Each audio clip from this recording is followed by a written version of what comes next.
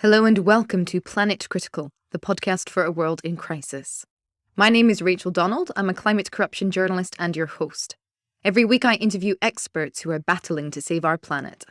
My guests are economists, scientists, politicians, academics, and activists. They explain the complexities of the energy, economic, ecological, and political crises that we face today, and they reveal their solutions to mitigate the damage to our future. This is a critical time for our planet. It demands critical thinking. Click the subscribe button now and go to planetcritical.com to learn more. I have a double header for you guys this week. I spoke with Tom Prugh and Susan Clarke about deliberative democracies, i.e. how to create democratic processes that engage the community, empower citizens, and result in depolarizing debate, which, as we all know, is more critical than ever. Tom was a researcher at World Watch Institute, and during his time there, how to create better political processes caught his eye in his research. And after he left, he came across a book that Susan wrote called Slow Democracy. They've since connected and are working on a series of blog posts for resilience.org. For those of you who don't know resilience.org, it is a phenomenal resource, collating the research of some of the best thinkers around the world, many of whom have been guests on this podcast. Tom and Susan joined me to explain what a deliberative democratic process looks like, how it differs to this fast democracy that we live in today, how it engages communities, the positive results we've seen around the world, and how it empowers people to take responsibility for local governance, which then has a trickling upward effect. Obviously, we debate the efficiency of such a process given the urgency of the climate crisis. But frankly, Tom makes a great point of how's fast democracy working out for us? Are we seeing results? What's going on? What actually was achieved at COP, for example? As we all know, not much. I found this interview to be so inspiring because it engages with the truth that people are capable, more than capable, of caring for one another, of being responsible for one another, and seeing eye to eye if the facts are not presented to them in an adversarial environment. Rather than creating an either-or, we can have debates that are inclusive, that begin with both and. It's a concept Susan explains and comes back to again and again in this episode, and I found it to be so enlightening when thinking about the two-party system that we're all forced to participate in every 4 or 5 years, certainly in the West. I hope you all enjoy this episode. If you do, please share it far and wide. If you love it, support the podcast at planetcritical.com or on the Planet Critical Patreon page, where everyone now has access to the interview transcripts. Becoming a paid subscriber or patron also supports my independent investigations into climate corruption around the world. I expose dangerous industry greenwashing and the world's worst climate fraudsters.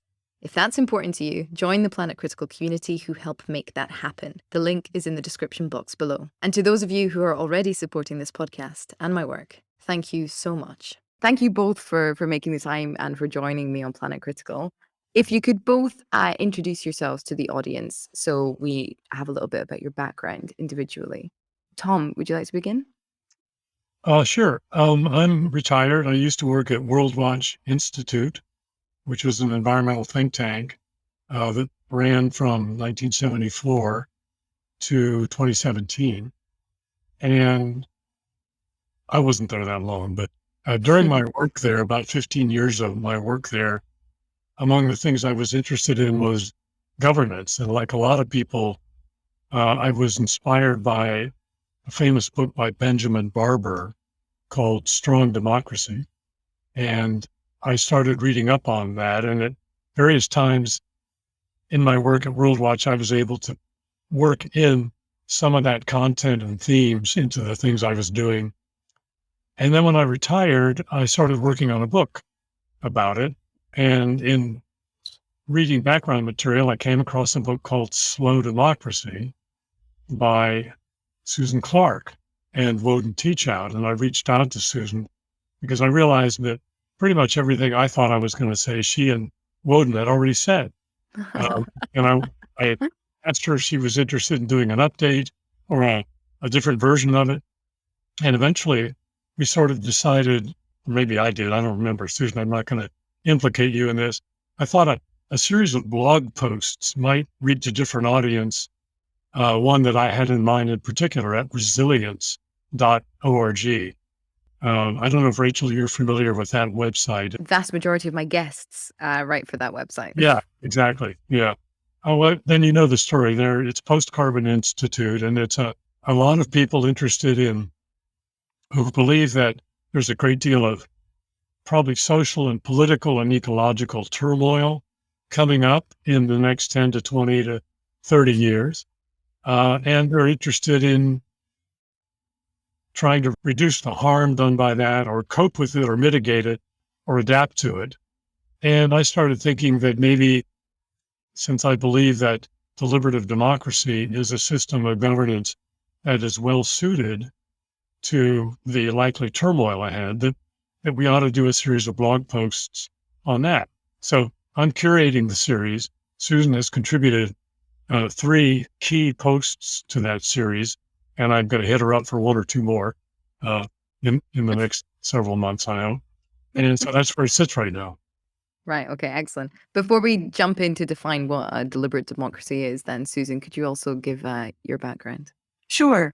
Yeah, it's Susan Clark. I live in Vermont, the northeastern U.S., and I'm a facilitator and an educator and a writer. And as Tom mentioned, I wrote a book called Slow Democracy, which is, about that idea of it takes inspiration from the slow food movement, which I'm sure a lot of your listeners are familiar with. The idea of,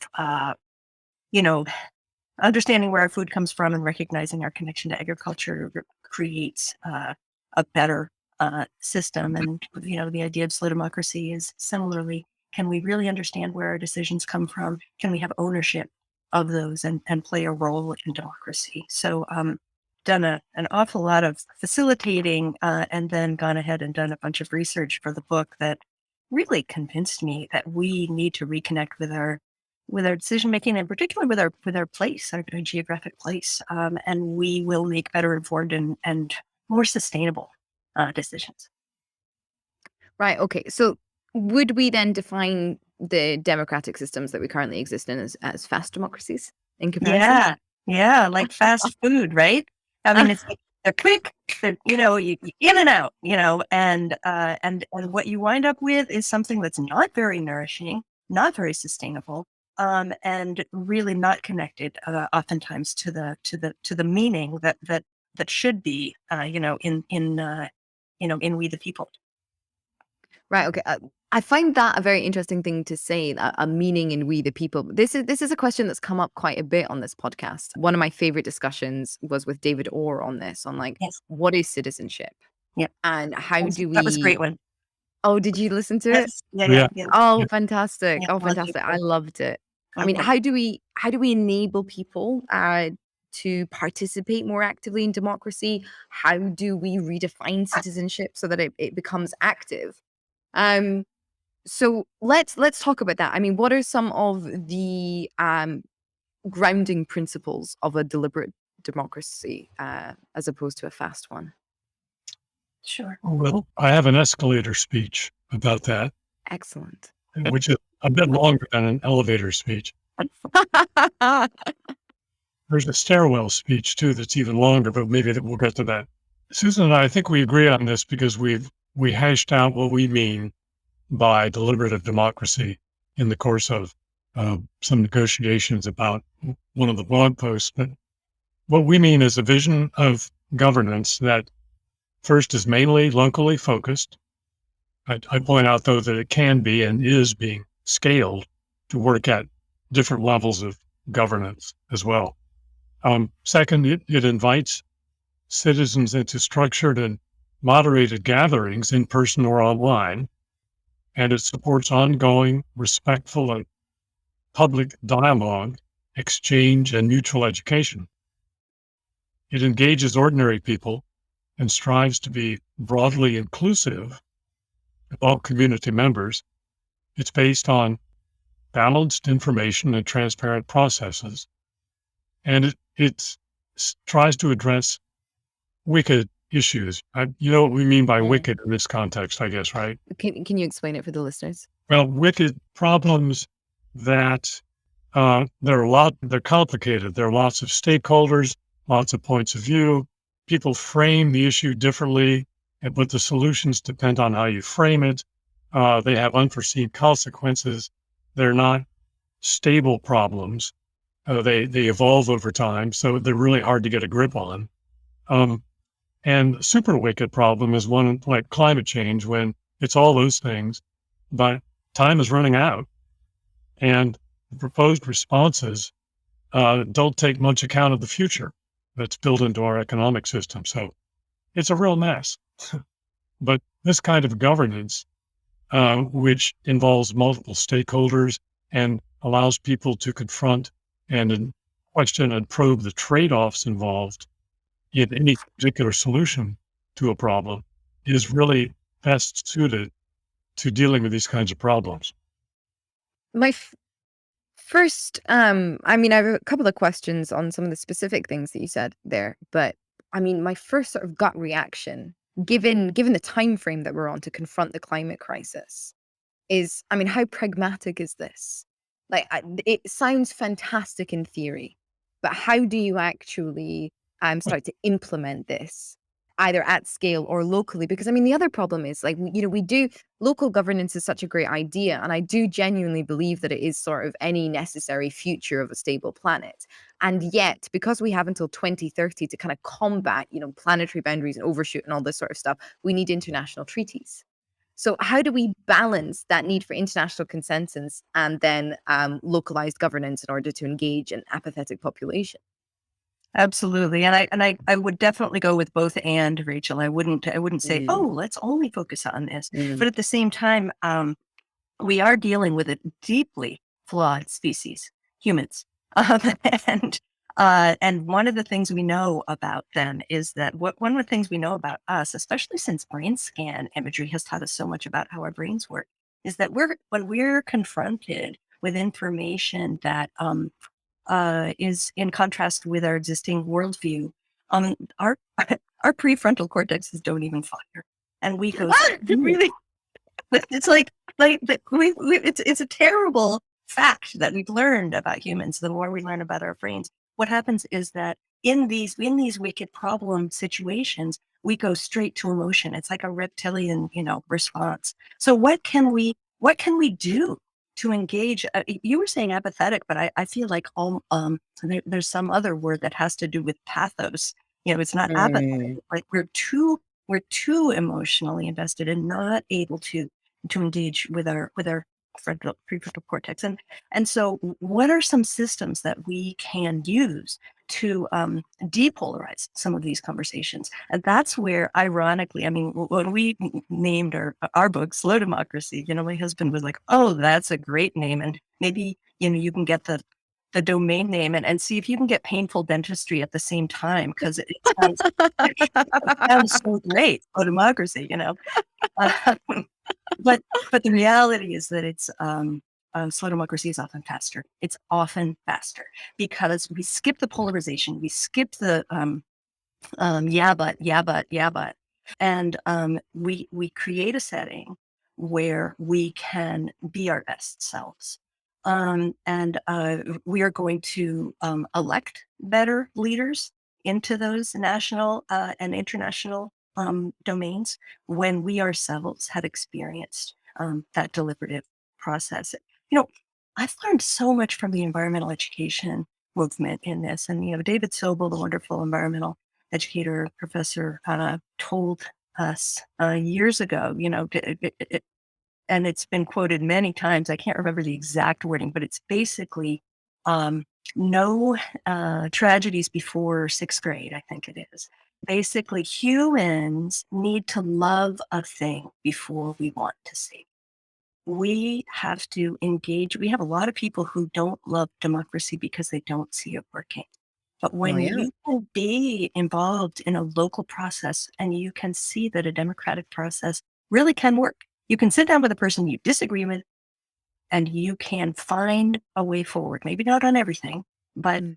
find some common places where you can move forward. Even if it's, I want a bike path because I believe that a bike path is going to create less, it will have fewer fossil fuels, and you want the bike path because you think it'll be good for economic development in your downtown. We might have very different reasons for wanting that bike path, but we get the bike.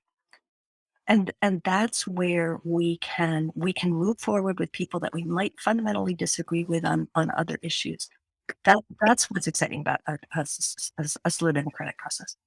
If I may jump in here, though, there seems to be a slight tension in what you're saying, because you're saying we can move past depolarization, and yet you're also saying when people are confronted with information that they fundamentally disagree with on a sort of ideological level, then their prefrontal cortex, i.e., the rational decision-making part of their brain, doesn't kick in. So, I mean, how can those things then be true at the same time? How can we engage in slow democracies and move past polarization if we do live in such a polarized world that it does seem actually fundamentally and apparently neurologically impossible to sit people down across from one another at a table and engage with one another in order to achieve a consensus rather than to, I don't know, debate a matter just to fulfill their own worldview? Because I think that's part of the problem with Sure. politics right Yes. now. It's that, Yes. that people have such little sort of autonomy over the direction of their own lives that their ideology is all they have left. And Right. that's why they Right. cling to it. Yes. Yeah. And I would not suggest a process where people let go of their identities. Well, I think it's all about the framing, Rachel. It's all about, Mm, if you sit people down and say, bike path or no bike path, then you've set up a polarized situation. But mm, if you invite people into a discussion where we say, how can we have a vibrant local economy and also support our natural resources? If you frame the question in a way that brings in both sides, and facilitate it in a way where we really are expressing that your idea that there should be a vibrant downtown isn't one that I necessarily agree with. It's not my top priority, but it's not hateful. mm. And likewise, most people on this earth agree that that ecological balance is important. So how can we take the best of both of those views and not pit them in a debate? It's inclusion, it's deliberation, and it's empowerment in those decisions that will bring people together. Right, understood. I do like that framing of rather than doing either or, you just make it and this and that as well. Okay. And certainly it seems, I mean, again, great in theory, but I mean, just looking at, COP26 and the inability to A, confront the reality of our situation, and then B, reach consensus on very, very basic things of which we have data. Like, we know there are certain things that we need to do. The pragmatist in me says, well, if those who are trained in like diplomacy and negotiation can't do it at a level at which we desperately need to in order to save our democracies as they currently stand, flawed as they are, how can we expect people on the ground who live very precariously, and I used the term apathy earlier, and perhaps that wasn't fair of me, but like precarious people living precarious lives that maybe don't have the time to think about all this sort of thing, how can we expect them to do what our leaders are incapable of? I have something, but it's not a silver bullet. Mm, I don't think there are any silver bullets. That it may be the climate change and the other threads of the converging poly crisis we're facing are showing what the limits of Homo sapiens are as a species on the planet. But I'd like to believe that one of the reasons the COP26, the COP meetings have been, underwhelming in terms of results is that there's a disconnect between the people, the earnest people who see the need for action and who attend those meetings and negotiate on behalf of their governments, and the people who live in those countries. There's just sort of a severance of political connection between those levels. So nations negotiating around at the COP meetings made pledges, but without necessarily having anything like a buy-in for those pledges back home. And mm, one of the things that a deliberative democratic culture would do would be to enable and encourage and support ordinary people in, I hate to use the word interrogate, but because it sounds so, where were you on the night of the 25th? But I like that. It says, well, you think climate change is not a big deal. Well, I think it is. I live in Tornado Alley, and the incidence of tornadoes is going up every year. And my town got wiped out last year. Yeah, I think it is a big deal. You bring people together in certain settings that encourage them to hear each other and confront the facts as they can be known and the consequences and the trade-offs involved. And if they are able to reach some kind of consensus, then you create that political buy-in and you create the support for policy at the level at which maybe the COP meetings are being negotiated. And again, it's not fast, but it's faster than trying to negotiate agreements without any political buy-in, because people will just de-elect the folks who support that kind of thing as representatives. Yeah, I agree with what Tom said, and I would add, he uses the conditional.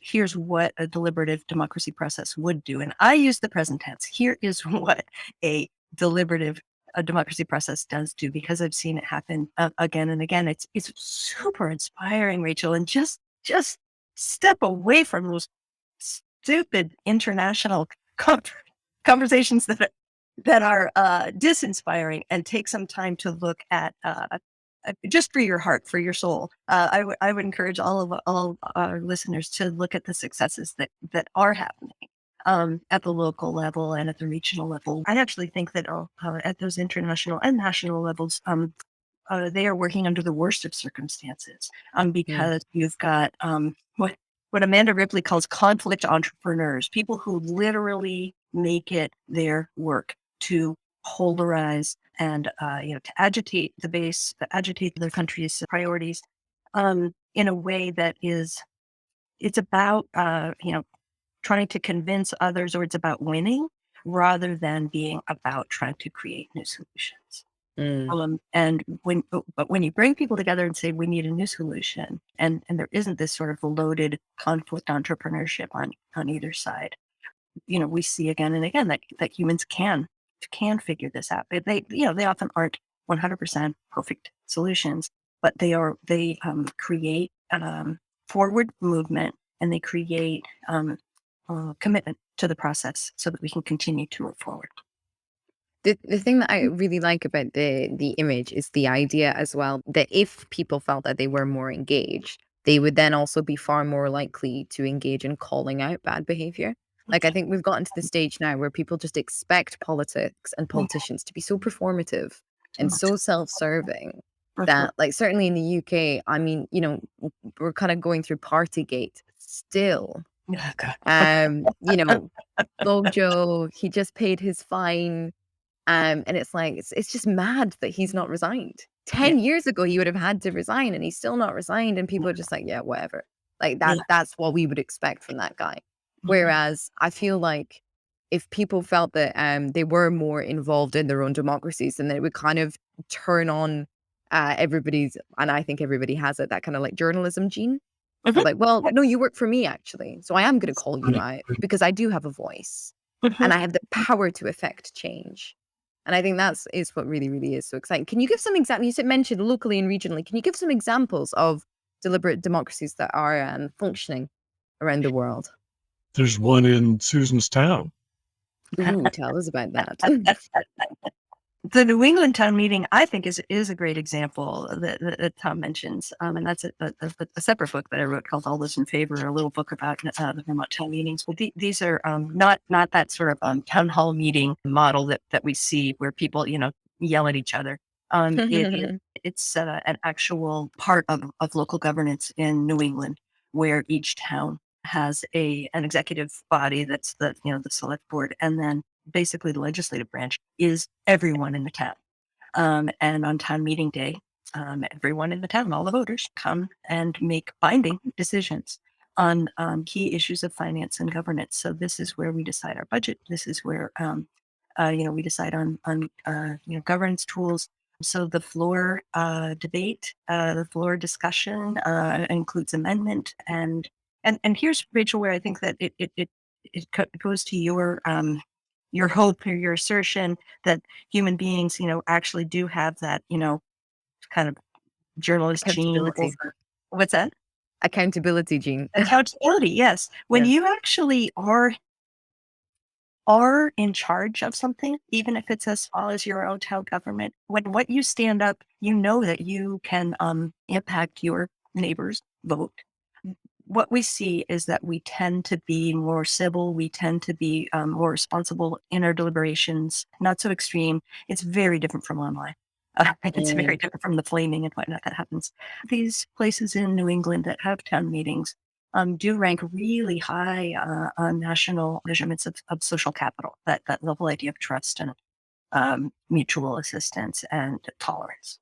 So I mean, I think town meetings are a good example. Another example that I would give, there's a city called Portsmouth, New Hampshire, along the Maine-New Hampshire border that uses a tool called, it's from a group called Everyday Democracy, and it's a tool called Study Circles.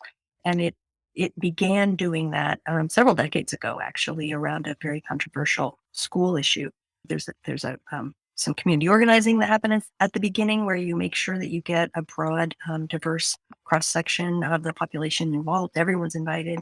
Then you break up into small groups and you have, I think it's a series of 5 or 6 meetings where you really dive into the information, because good basic information is really critical to a good deliberation. You listen and hear each other.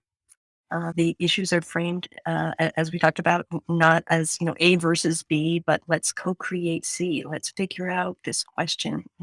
In their first case, it was about, there were some schools that were under enrolled and one school that was over enrolled, and they needed to figure out. It's really hard to move kids around in a city. It's super controversial, very emotional. But they were able to visit the schools, get good information, and ultimately make a recommendation to the school board. It was a big bond issue that passed because there were hundreds of people involved in the research and in identifying the solution. So they've gone on to create what's called Portsmouth Listens, which is a standing group in their little city that isn't devoted to any particular, they're not pro-economy this or anti-environmental that. What they are is pro-democracy.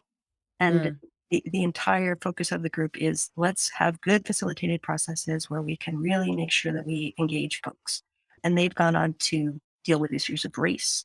They've gone on to deal with issues of sustainability, environmental sustainability, and created some lasting policies through those. They've done 2 town plan updates, involving thousands of people. They're not alone by any means, although they're a great example of communities that are using these engaging processes to make, again, more sustainable, more buy-in, more lasting decisions. We've all heard about New England town meetings, but obviously not just a quaint holdover from a bygone era. In fact, the amazing thing is, the more I looked into this, the more I realized that deliberative democracy in its varieties of expressions is happening not only all over this country and probably in the UK too, but all over the world. Yeah. In fact, there's a lot, probably more happening in the global South in this respect than there is in the developed world, because in the developed world, well, I don't know why. I'm happy to speculate. I think it has a lot to do with our richness, our wealth, the fact that we're distracted by other kinds of things. But down where things aren't so lavish in terms of lifestyle, people want to know what's happening to their money. They want to have a voice in the governance of their communities. I just ran across a report the other day. It's called 30 Years of Democratic Innovation in Latin America. And it talks about since the 90s in Latin America, in the 18 countries of Latin America, there have been over 3,700 instances of things like deliberative events, deliberative councils, citizens' assemblies, participatory budgeting, various forms of digital engagement. This is a thriving culture that's almost entirely below the radar as mainstream media are concerned. I think so much is going on that people don't even know is happening.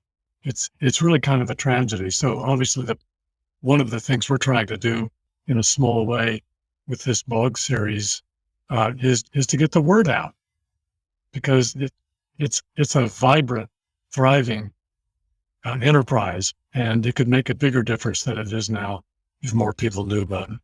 It's pretty hard to cover in the media. I've Well, seen reporters try to sit through an hour and a half, small group, large group, deliberative breakout, and trying to find sound bites. And it takes a lot more work. So it's harder to get coverage in the media. Yeah, It's not an indictment of deliberative democracy, but an indictment of what the media are like, it seems to. Yeah. What do you mean? Well, I mean that the media, if it bleeds, it leads. News is what's new. Sure, you send some reporter to a city council meeting and he comes back, or she comes back with not much to say unless somebody thought the mic was turned off and said something outrageous. Right. You don't see a lot of headlines like team funds consensus. Yeah. Well, I mean, listen, as ever, I feel compelled to defend my industry. I think what is often misunderstood about the media is that journalists are not opinion writers and they're not essayists. They are reporters, and there needs to be a larger, I would argue, ecosystem of essayists and opinion writers, and people that cross over between journalism and academia more. But it is sort of inherently unprofessional to report on something unless it is new or news. And certainly for most reporters, I mean, you're just simply not allowed to allow your politics to enter into your reporting, which is why you wouldn't find, deliberative democracy team finds consensus in town hall meeting. That needs to be an essay in the New Yorker. Exactly. That's what happened, And Rachel. there are lots of people in that community who would like to read about that. Well, then they should start their own press as well. Definitely. Yeah. Let's get into local media. That's another rabbit hole. Oh, it's surprisingly on topic. I had lunch with a friend a few days ago who manages a whole bunch of regional papers in the UK. And he was saying, people do not understand how important local media is to local democracy. Yes. Oh, yes. Such an important, oh my gosh. Yes. Yeah.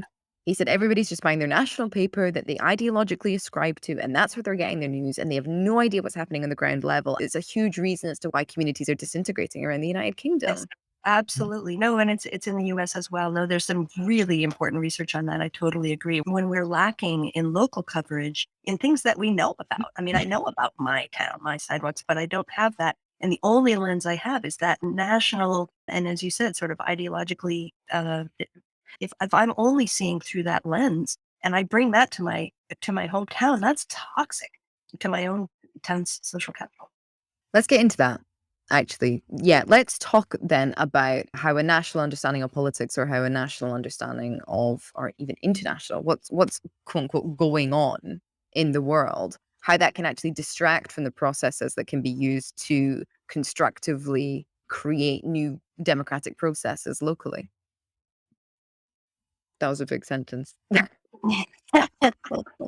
Well, I think one of the things that that I also am fascinated by with this question of a small deliberation is what it does to us individually, what it does to our brains. And we actually have now more and more data on what happens when you take a complex issue, something like climate change, and if it's offered with that us them framing, which it often is. I was just looking at a study from the University of Arizona, or no, it was Arizona State, where they did surveys of 4 study groups, 4 groups of people, and asked them what they thought about climate change, and then they were involved in a deliberation where they bounced information, scientific information from both sides. They sat, they chewed on it, they talked about their own experiences. They were, asked some pressing questions about how to move forward, and then asked to fill out the same survey again. And what we saw, and you see this again and again in deliberative processes, is that people who identified with one side at the beginning changed through the deliberative process. How to change your mind. And it wasn't an advocacy process. It wasn't a I'm trying to convince you process. It was a what do you think? Here's a bunch of here are a bunch of studies. Here's a bunch of information. Talk about it with your neighbors. and come back. Again, not about changing minds or convincing people, but about creating new solutions. The outcome of the process is people actually do know how to take in new information when we aren't in an adversarial situation. And I guess that's an answer to your question of what happens when everything's framed adversarially, like at the national level. We aren't able to think as productively. This is interesting then. And I probably should have asked this at the beginning then. Let's get into the etymology, perhaps, or the definition then of what deliberative. What is a deliberation, and how is that different to the democratic processes that we're currently seeing? Tom, do you think you could comment on that? This is just my opinion. I won't speak for Susan, but it seems to me our current system is adversarial. But he said if you wanted to design a system to ensure gridlock, you would have set up a system with two parties in which they, struggled with each other. One was out, one was in, and then the next time around, the other was out, and the first one was in, kind of thing. That's a system almost designed for gridlock. It's not designed to bring people together in a collaborative way. Everybody's posturing or performing, as you put it earlier. It's so much performative work going on in this kind of system to hang on to power and the perks that go with it, as opposed to get things done and solve the problems that people are trying to address in their daily lives. So the point is how can we tweak the system so that it's more toward the latter than toward the former? And, there's a quote from the biologist Ed Wilson. He said, the real problem with humanity is that we have Paleolithic emotions, medieval institutions, and godlike technology. I just want to point out that what's standing in between the Paleolithic emotions and the godlike technology is institutions. And that's the buffer. That's the mediating structure. And we right now have governing systems that don't do that very well. So I think what we're advocating for is a sea change in the kinds of governance institutions that help shape what we do and how we respond to the world and the problems we encounter. Just to play devil's advocate, to be adversarial. The thing that's coming to mind is an interview that I did with Sally Gorner, and she said that in studying how systems change, research has shown that change always comes from the level below the current executive team, essentially. So as much as there is a push for grassroots change and community change and all this stuff, and she says that is really, really important. Of course, it's important. If you actually want to effect change quickly, you need to go for the people just below the decision makers right now. And she said, arguably with the climate crisis, that needs to be the strategy, because the medieval institutions that are in place do serve those decision makers ultimately, and do serve a certain class globally. Yeah. Well, I'd argue that how's it working out for us so far? Well, it's working out pretty well for them. Protest movements have been doing for decades. You're old enough, I think, to remember, maybe you're not, to remember the Rio conference in 1992. You've read about it for sure. That's what put the modern environmental movement globally on the map. And activist organizations and activists and certain strains in political organizations in various countries have been working those levers ever since. And we are where we're at right now as a result of that work, and it hasn't gotten us to where we need to be. So I just think it's both and, as Susan said earlier, we have to keep working at that level too. But unless you build a political movement from the grassroots that supports the kinds of actions that the people just below the decision-making level need to push on their betters, their leaders, I don't think we're going to make any more progress. Democratically, sure. Yeah, I agree with that, because you would need, you need voters to get these people in when they appear on the stage with a certain manifesto. But still, I would like to continue pushing back, because yes, okay, the environmental movement's been on the map, and there was Limits to Growth published in the 70s. And, there's been a lot of talk And certainly there is a lot of activism around the world, and I absolutely applaud the work that is done by these people, especially in countries where they are putting themselves at mortal danger to tell the truth. Exactly. Nonetheless, it's not just that we're not where we need to be. We are very, very, very far from where we need to be. There has not been systemic change. There has been an increase in dialogue in the general public, both locally, nationally, and internationally. But we are very, very far from making systemic change. So is there, I mean, how wise is it to keep pushing that community-based dialogue when, I mean, we've been doing that for 50 years and we're going to overshoot 1.5 in the next 8 years. That's just fact. I would say we haven't been always doing community dialogue very well. When I first started, thinking about the idea of, slow democracy in the 90s, there was, I was like, oh, I want to go back to school. I want to get a master's in this. And I couldn't.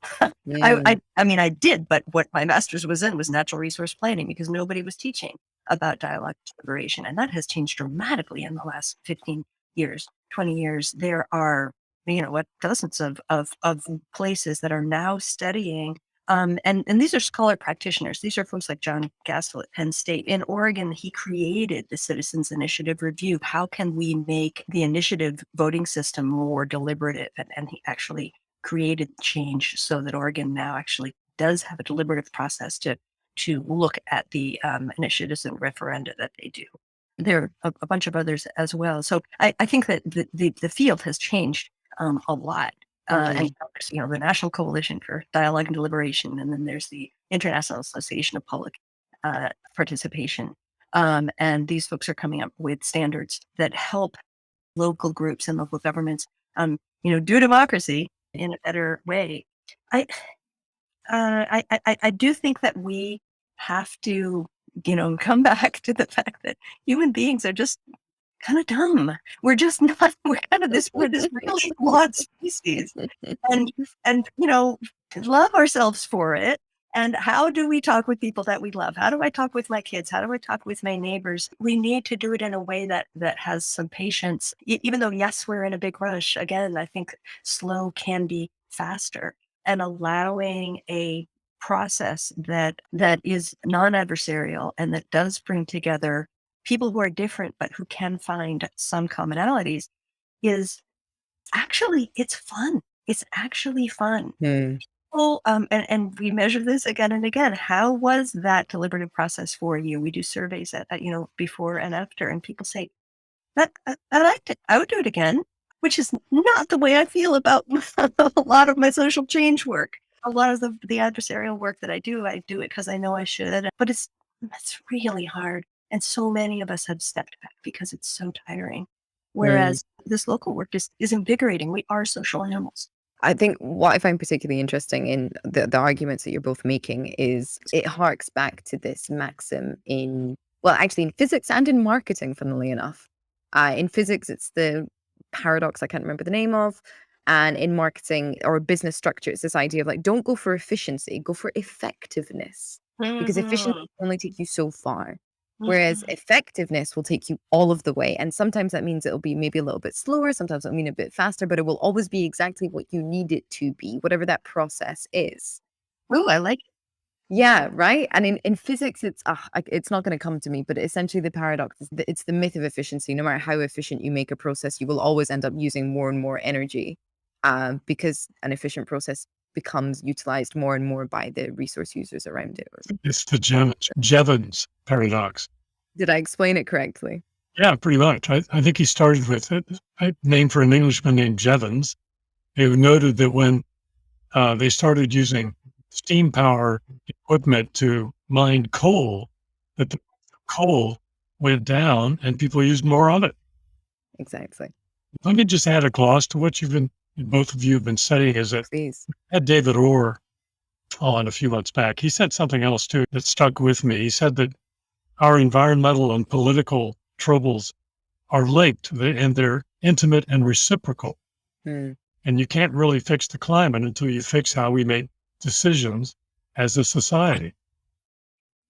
And I think that's what we've been talking around for the last 40 minutes or so, is that the way we make decisions as a society doesn't plug us into those problems. It severs the connection between our awareness of the problems and our ability to make a difference in terms of how we as a collective, as a society, respond to them. So that's what deliberative democracy would try to restore that connection. I completely agree with you. I think we live in a very funny age now whereby, despite sort of the lavishness and the privilege that we have, the vast majority of, let's say, Westerners also work, bullshit jobs, to use David Graeber's term. I didn't know we were allowed to use that term. I would have used that earlier. Of course, you can say whatever you want in this podcast.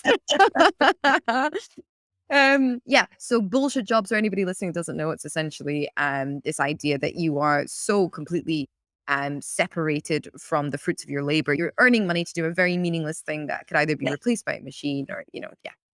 And I think that essentially having, like, especially the educated, I don't want to use the word class, but I can't think of anything else, like the educated class, and pushing them into these bullshit jobs where they are so removed from their labor in a Marxist perspective.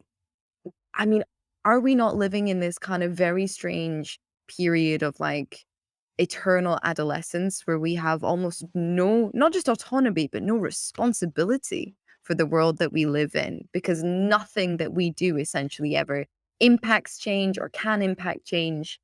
And I think that it fundamentally severs, you've both been using this term and I really like it, like severs human nature from the best of itself. Like, I think we are such responsible, collaborative beings, and that's like the essence of our progress. And to disallow, to block, especially, the educated class from being able to take that responsibility, not just for their own lives, but for the shape of the world, I think it's a huge reason as to why we're in the mess that we're in, and why we have this crisis of imagination that means that people cannot seem to figure out where to go and how to envision. It's like that phrase, it's easier to imagine the end of the world than the end of capitalism. I totally agree with what you're saying there, Rachel. One of the posts I put up is called 9 Short Arguments for Deliberative Democracy. Number 9 argument is it's governance for grown-ups. You mentioned adolescence triggered that in me, because I think it is a way, and I think actually people often crave this. Yeah. They want to take responsibility, but they're not empowered to do it. And this kind of system, this culture of deliberation and deliberative democracy, would actually empower them to be responsible and to take responsibility for how their communities are run and what they look like. Absolutely. Yeah, I think there is this assumption that what we want government to be is a vending machine. We want to put our taxes in one side and get the services out the other side. And if it doesn't work, you kick it. Like that's the vending machine, of democracy. And I think sometimes we hire public servants who think it is their job to be that vending machine. These middlemen bureaucrats who, they're doing their best. We've asked them to do this thing. Leaders, I think, sometimes think, oh, that's the machine that people want. They're apathetic. They don't have time for meetings. Whereas, in fact, if they flip that on their head and say they would love to be asked meaningful questions. They don't want to come to meetings where they're just rubber stamping what we decided already. But if we can ask meaningful questions and have a meaningful process, what we find is that people do come. They come again and again, and we oxygenate that democratic process instead of making it into a machine. And I think connect as well, connect across the demographics, because I recognize as well, I just spoke about, the educated class or the educated demographic, but sort of one of the great travesties of the modern era is that it is the people that live in the most precarious situations, whether they are geographically on the front line of climate change, or whether they are the working class in overly developed nations where there is more than enough access to wealth and to housing and to food. And yet, despite that, they are still squeezed beyond belief to just fight for their own survival. I mean, these people sort of bear the great burden and responsibility for keeping the wheels turning, whether it's, indigenous people that are forced to sell off their land in Malaysia for timber so that they can, feed their families, or whether it's binmen on the, in our own nations. There is a sense of like the burden of responsibility is put on those who have no access to power or to places where decisions are made, people that would have access are given no responsibility and so are therefore disempowered and perhaps apathetic or whatever. And so kind of what you're saying is, well, what I'm hearing is like there's that bridge, sharing the burden of responsibility and then sharing also the capacity for autonomy, empowerment, decision making, and perhaps finally bridging that gap between the classes, which is so important if you want a democracy to accurately, function and look after the majority. I so agree with you, Rachel. And I think that that class divide is oftentimes I'll hear people say poor people don't have time for, quote unquote, slow democracy. Or what about people who don't like to give speeches? And that's where you get into the super rich discussion of how can we make these processes more inclusive? Because the reality is we have time to love, we have time to be with our neighbors. We desperately need as human beings that time together. And so rather than trying to add on democracy, add it onto your job, blah, blah, blah, you're actually incorporating in to your community, incorporating it into your family time. So this means field trips. This means community gatherings where they really are social as well as decision making. It means incorporating storytelling as a really, really important part of the deliberative process. Is people just getting together in small groups and telling talking about their lived experience. You don't have to be a speech maker, and you don't have to be one of the elite educated classes in order to bring wisdom. And in fact, you're probably very likely to bring more wisdom if you're not one of those people who comes in with a polished up speech. Yeah. To add to that is that the data or the experience with these deliberative events all over the planet are that when you invite people in from all backgrounds, they do come. I mean, the poster for participatory budgeting, for instance, is Porto Alegre, which is a city in Brazil, as so many of our cities have a large segment of basically favela, slum dwellers, and they are among the most vigorous and dedicated participants in these participatory budgeting exercises.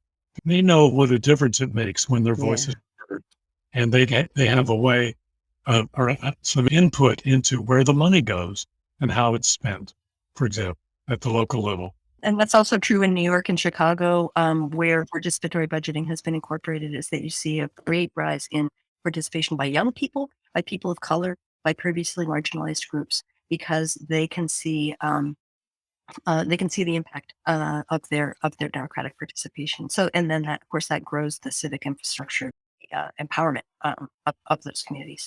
And the result is you wind up with social capital. You strengthen the ties in the community. You have links that weren't there before. You have people shifting their extreme positions or softening them sometimes, which makes even more things possible in the future. It builds on itself. It's a win-win kind of process. How fantastic. Is there a step-by-step plan? I mean, I suppose this would be like my penultimate question. Like, is that in one of the books? If somebody is listening to this and goes, right, okay, I really want to help set this up in my community. What are the first steps? Well, I'm glad you asked that. Well, you could buy a copy of Susan and Woden's book, Slow Democracy. It's an excellent guide to doing it. If you want a quicker and dirtier entree into it, I would suggest this blog post series that I'm curating for resilience.org, and it's called Democracy Rising. And if you search on that in their search field, we're up to about 16 posts now. I think there will be about 25 by the time we're all done. But there are probably 7 or 8 key posts that would give you the nuts and bolts of how to do this. I'm not saying it amounts to a primer, but it'll give you the bare bones of how it's done and how to get it going, and steer you to a ton of other resources that you can tap if you want to start something in your own community. And I would just add that the joy of something like, harkening back to the slow food movement, what slow food looks like in Italy is very different from what slow food looks like, in coastal California. What flavor does the soil give the food? And that is definitely true about slow democracy. So using some of these ideas, but making them fit in your community and in your area, where people are going to have, different priorities, different bullshit meters, you know, about what's really going to work where they are, and making it your own. Excellent. I love to hear that. I love to hear any solution that appreciates it. Any one part of it is a part of a larger ecosystem of, different interacting things. Wonderful. So my final question then for you both would be, who would you like to platform? Well, I think I mentioned earlier, you should get in touch with Tom Murphy. He's the astrophysicist, and no, this isn't necessarily connected very directly to the topics we've been discussing, but he's really, really good on the big picture of the dilemma humanity faces right now. Susan and I talked about this. There's that fellow out at the University of Northern Colorado, Martin Carcassonne, who is a longtime scholar and practitioner of deliberative democracy.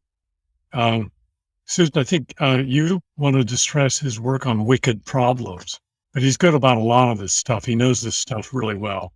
He founded the Center for Public Education there, and so he is one of those scholar practitioners, folks who really know the literature inside and out, but is absolutely out there in the field working with small rural communities. Awesome. And how can you frame these? I mentioned John Gastel earlier. He's a professor of communication at Penn State. Brilliant theoretist, but also one who does a lot of practical work. And he's also really, really playful. He's serious about games. He's serious about making things fun. I would also mention Matt Leininger, who is with the National Conference on Citizenship. Another guy, very playful, lots of fun to talk to, and works with communities all the time in how to make these practices work on the ground. I have one final thought about that. It's kind of out of left field, but I don't believe you've talked to him yet. There's a writer named Kim Stanley Robinson, whose most recent book and probably his last book is a 600-page, plausible and somewhat hopeful portrait of the convergent crises and possible responses to them that might help us avoid the worst of things. It's called The Ministry for the Future. It's a great read, and it's really rich with ideas and scenarios. He researches the dickens out of his topics when he's writing a book around a particular idea. And this thing is just really rich in terms of potential options and ways we might, bail ourselves out of the mess we're in. Wonderful. Thank you both so much for your time. This was truly enlightening. Thank you, Rachel. This has been really, really good. Rachel, thanks so much for your work, and thanks so much to your listeners as well. I think that we all need the inspiration that you're bringing us, and hope that we can do it with a little joyfulness as well. Well, in touch. Thank you so much. If you want to learn more about deliberative democracies or read today's interview transcript, I've put links to both in the description box below.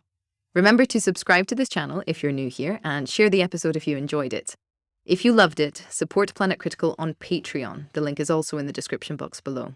Supporting the podcast also directly supports my climate corruption investigations, so a huge thank you to the Planet Critical community who help make this all possible.